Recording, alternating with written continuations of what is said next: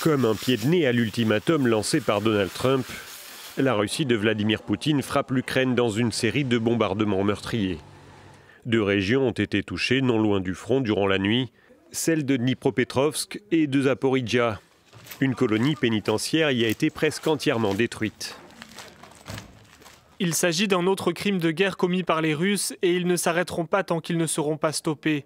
Le régime de Poutine doit faire face à des sanctions économiques et militaires qui le priveront de sa capacité à faire la guerre. Cette frappe intervient 3 ans jour pour jour après l'attaque aérienne contre la prison d'Olenivka dans l'est de l'Ukraine, alors que des commémorations se déroulaient à Kiev. À l'époque, plus de 50 prisonniers ukrainiens avaient péri. Le scénario semble donc se reproduire sans que l'on sache si la coïncidence est intentionnelle. Plusieurs personnes ont également été tuées dans différentes localités plus au nord. La veille, Donald Trump avait fixé un nouvel ultimatum à la Russie, sous peine de sanctions économiques américaines sévères.